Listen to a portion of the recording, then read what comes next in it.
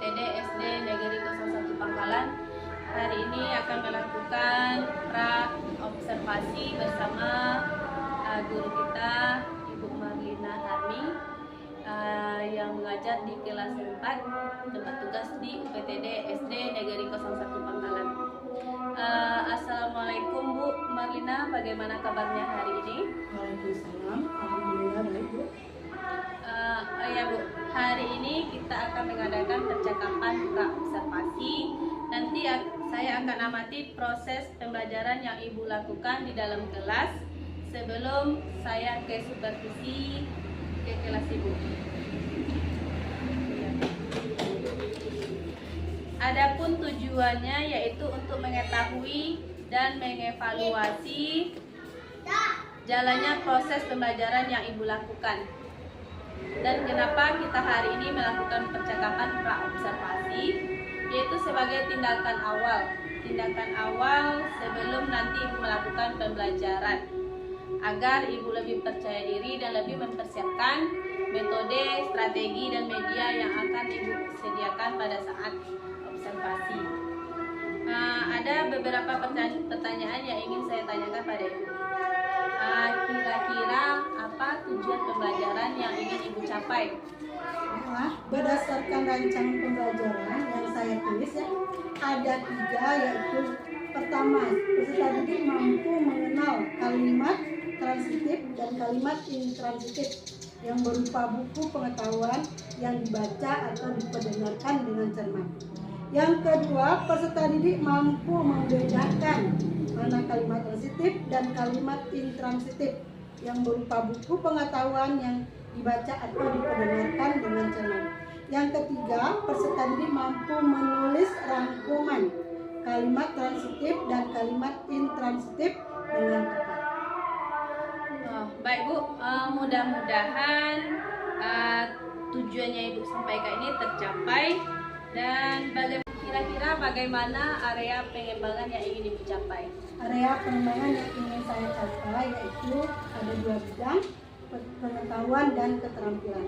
Di pengetahuan, siswa menguraikan kalimat transitif dan kalimat intransitif yang ada di teks cerita. Yang kedua, di bidang keterampilan, yaitu anak siswa menulis rangkuman, menulis kata yang ada pada kalimat transitif dan intransitif. Oke, baik. Berarti area pengembangan yang ingin Ibu capai adalah di bidang pengetahuan dan keterampilan. Lalu bagaimana rancangan pembelajaran yang ingin Ibu lakukan? Strategi, metode pembelajaran yang ingin Ibu lakukan itu apa?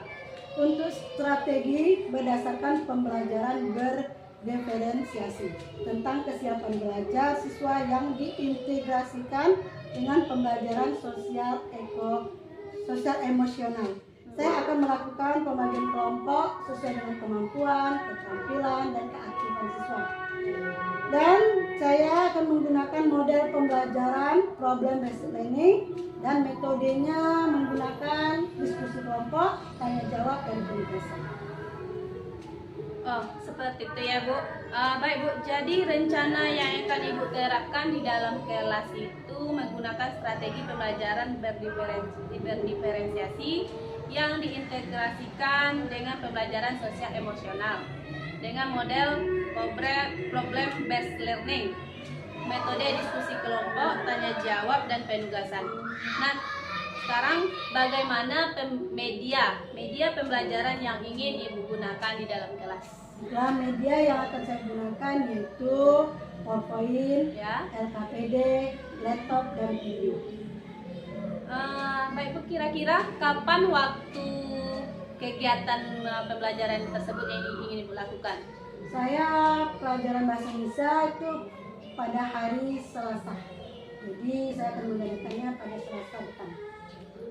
Baik, berarti saya akan datang ke kelas Ibu ke kelas 4 yaitu hari Selasa depan. Saya akan melakukan supervisi kelas ya Bu. Saya akan melihat dan mencatat apa saja yang terjadi di dalam kelas Ibu nanti.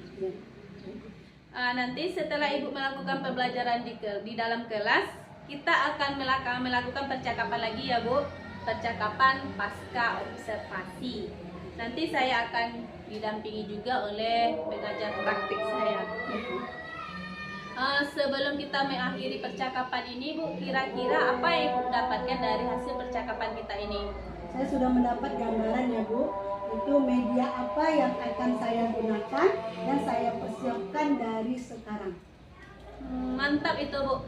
Baik Bu Marlina, terima kasih atas waktunya sudah bersedia ngobrol-ngobrol dalam percakapan pra-observasi. Sampai ketemu ya Bu di observasi dan percakapan kita untuk pasca observasi nantinya. Baik. Demikian percakapan observasi kami kali ini. Sampai bertemu di kegiatan observasi dan pasca observasi. Terima kasih ya Bu. Warahmatullahi wabarakatuh.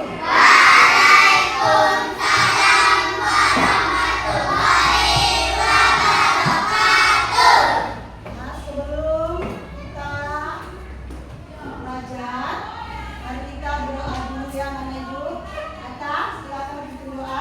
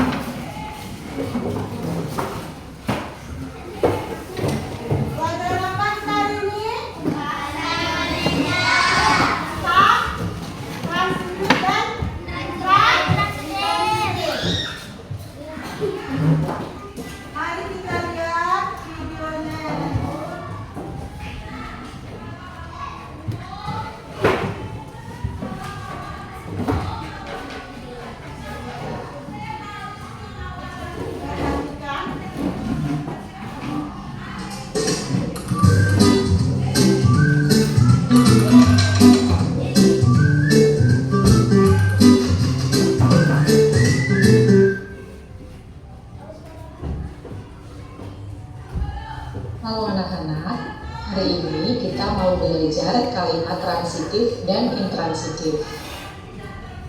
Kalimat transitif adalah kalimat yang membutuhkan objek.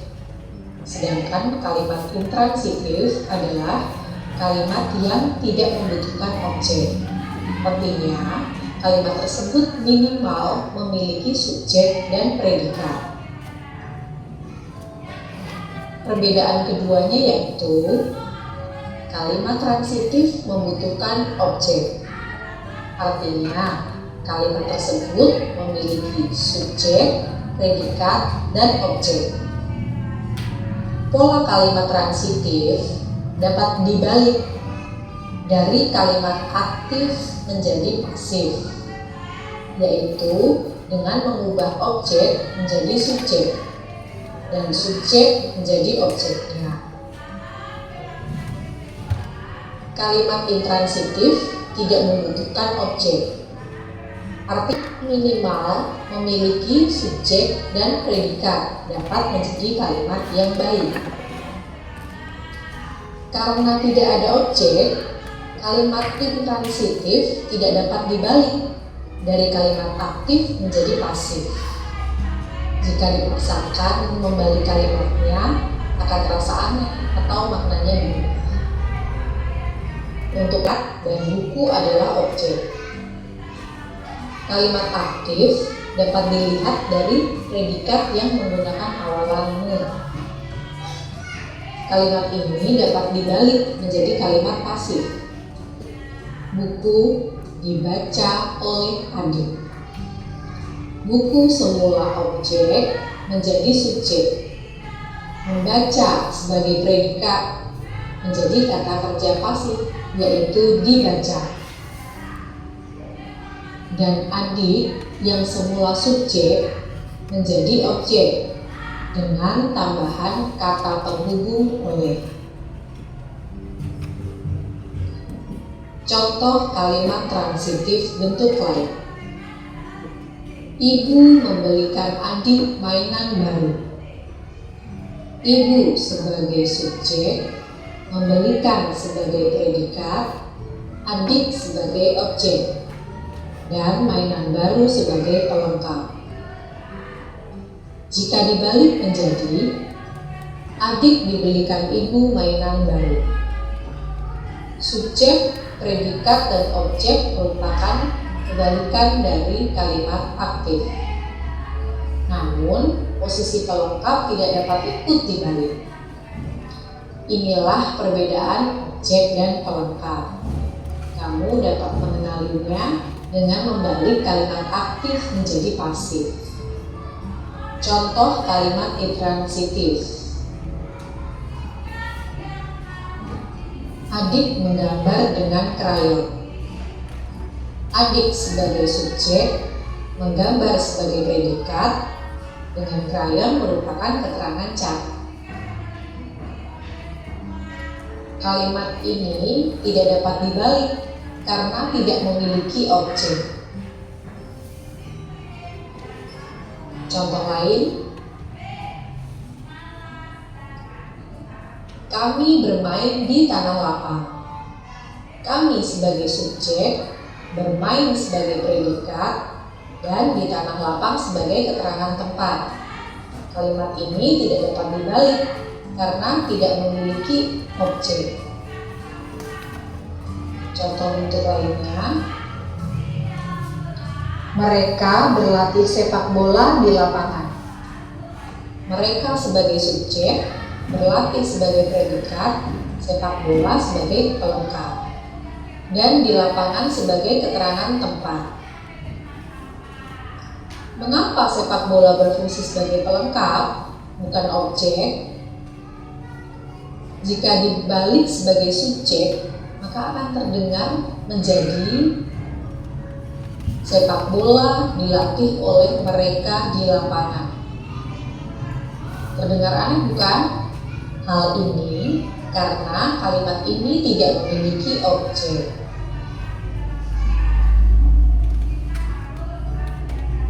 Jadi, dengan membalik kalimat, kita dapat mengetahui kalimat tersebut transitif atau bukan. Jabatan atau fungsi pelengkap pada kalimat transitif tidak dapat dibalik menjadi kalimat pasif. Jabatan atau fungsi keterangan dapat berupa keterangan tempat, waktu, atau cara. Nah, jelas semuanya apa itu transitif? Nah, apa transitif? Membutuhkan objek ya. Transitif itu membutuhkan objek atau SPO ya. Bisa juga ditambah dengan SPO, SPOK ya. Intransitif tidak membutuhkan, dia tidak membutuhkan objek ya, sehingga dia tidak bisa dibalikan. Kalau dibalikan kedengarannya tidak enak apabila dibaca. Nah, sekarang Ibu ada tugas ya, LKPD yang harus Anda kerjakan ya. Sebelum kamu mengerjakan, dibaca dulu, di situ ada teksnya. Videonya tidak muat lagi.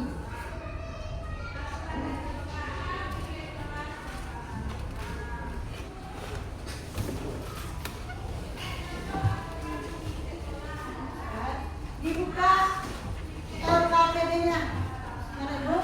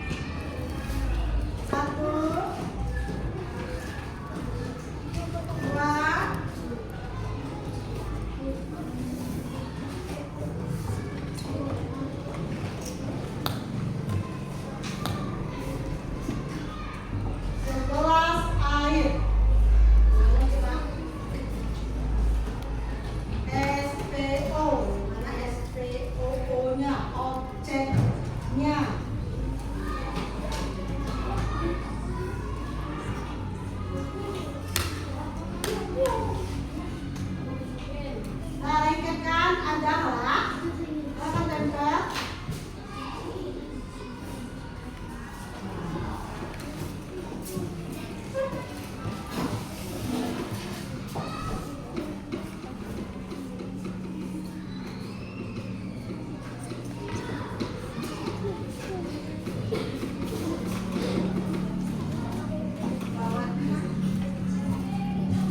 Satu kelompok lagi siapa yang belum? Kelompok Anja. Kelompok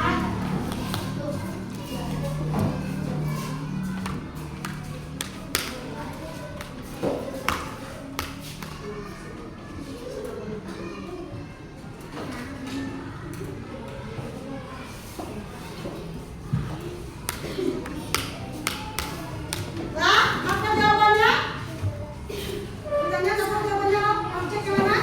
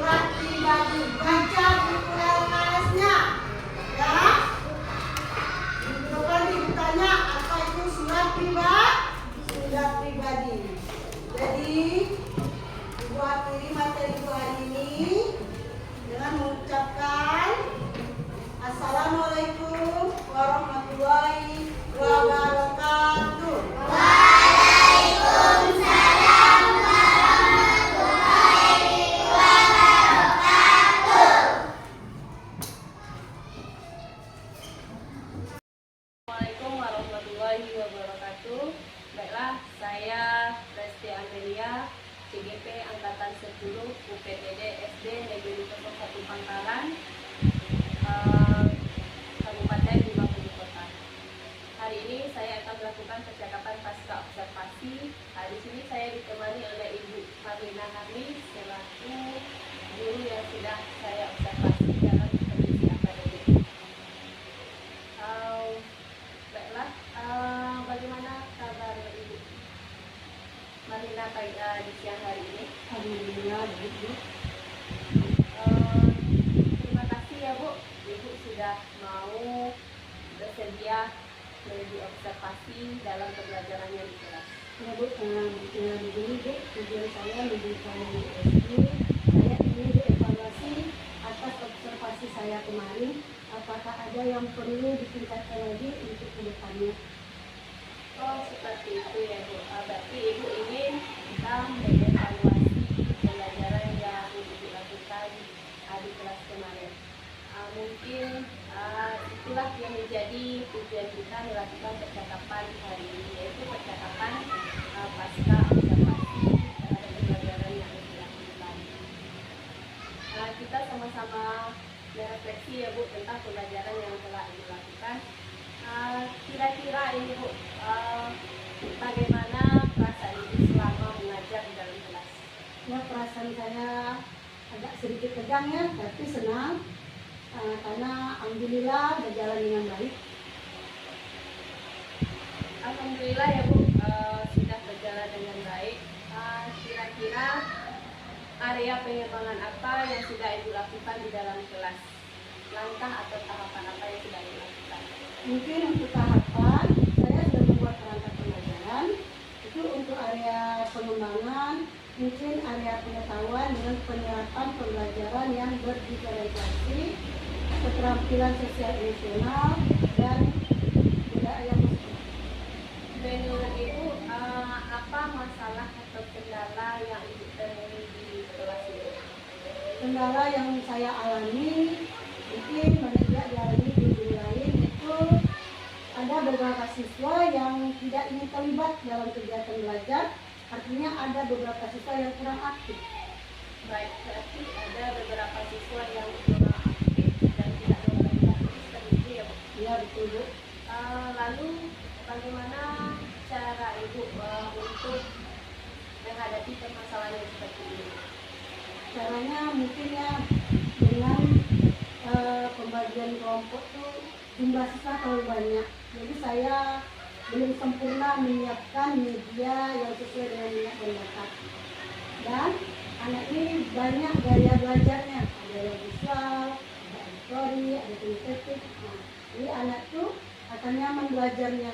Jadi kayaknya untuk kedepannya saya kepingin anak tuh buat media yang sesuai dengan gaya belajar anak. Berarti Ibu akan membuat media yang sesuai dengan bakat dan minat anak. Mungkin kalau pembelajaran yang Ibu lakukan di kelas kemarin, apakah ada yang ingin Ibu ubah atau Ibu tambahkan dalam misalkan dari perangkat Ibu atau ada yang lain selain itu? Media kayaknya punya ditambah ya, karena kemarin medianya terlalu sedikit.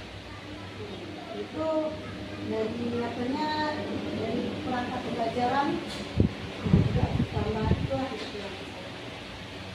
Baik, berarti itu adalah rencana Ibu untuk kedepannya. Berarti Ibu ingin pembelajaran ini lebih sempurna atau menuju ke arah yang lebih sempurna. Ibu ingin mengelompokkan anak berdasarkan minat. Agar Ibu akan membagi anak sesuai dengan kemampuan auditori, visual, kinestetik. Bagus yang Ibu lakukan itu sudah sangat bagus dan sudah sangat mendukung dalam pembelajaran siswa. Kira-kira ini Bu, kapan rencana Ibu akan memulai kegiatan yang Ibu rencanakan ini? Mungkin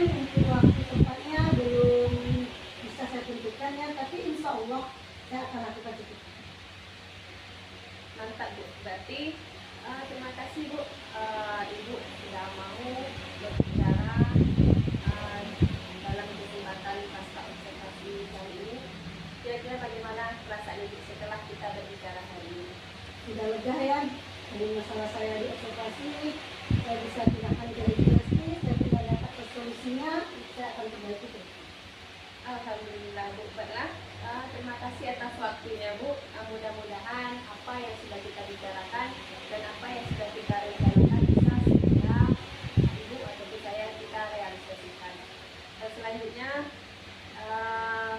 kita akan mencoba untuk penyerapan pembelajaran